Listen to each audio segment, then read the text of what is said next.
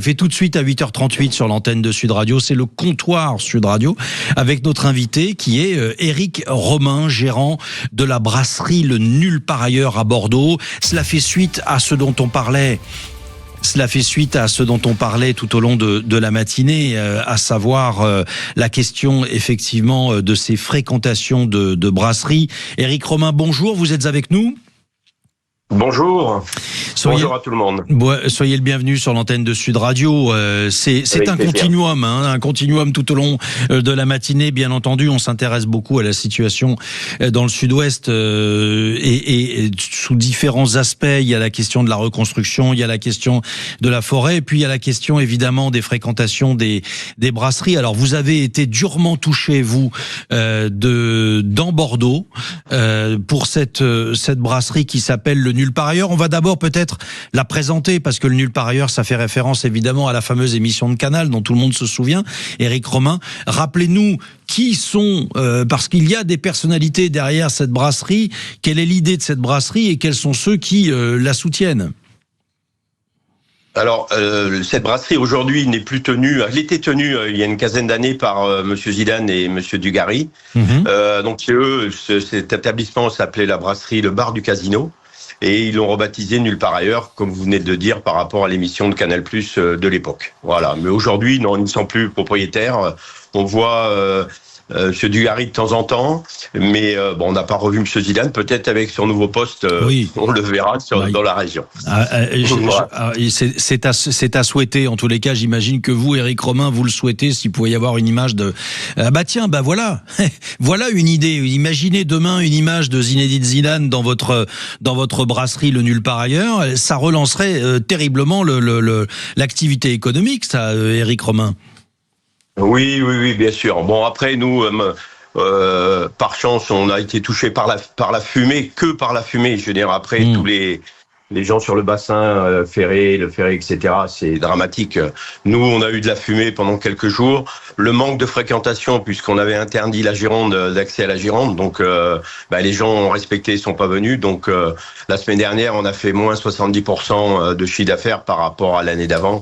Bon, mais on est en place. Donc, c'est une semaine. J'espère que ça va repartir cette semaine au mieux. Et pour présenter l'affaire, comme vous me demandiez, c'est une affaire de 10 employés. C'est une brasserie bar tapas avec une très grande terrasse dans Bordeaux, au Quinconce. Voilà, alors c'est ça qu'il faut dire. Les produits sont...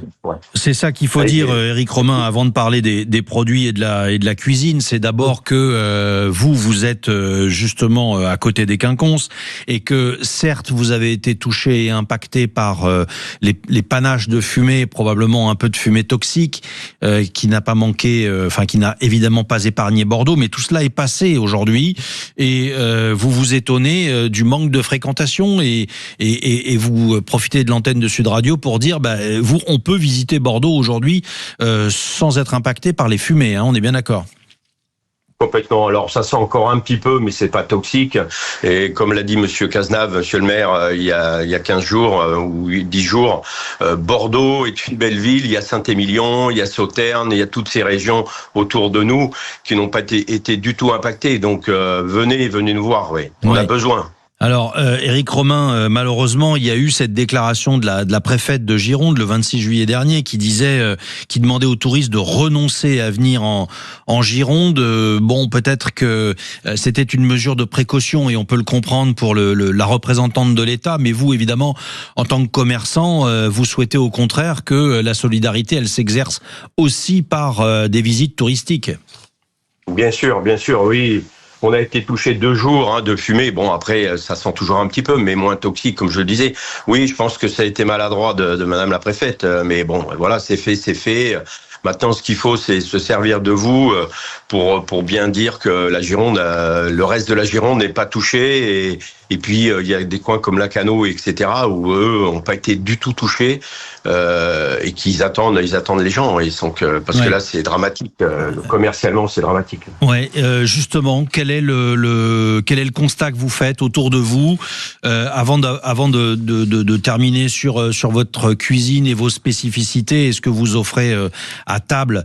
Peut-être un mot de ce que vous constatez autour des quinconces et de l'activité économique aujourd'hui à Bordeaux. Elle est très très ralentie, c'est très marqué. Oui, c'est très. Enfin, la semaine dernière, je vous dis, c'est moins 70% de chiffre d'affaires. Hein, c'est catastrophique. On espère que ça va repartir à partir d'aujourd'hui. Voilà, mais bon, là, on sait pas ce qu'ont vont faire les touristes. Je pense que les touristes étrangers ont eu un peu peur, donc à mon avis, on les verra pas. Enfin, j'espère pas, mais bon. On verra.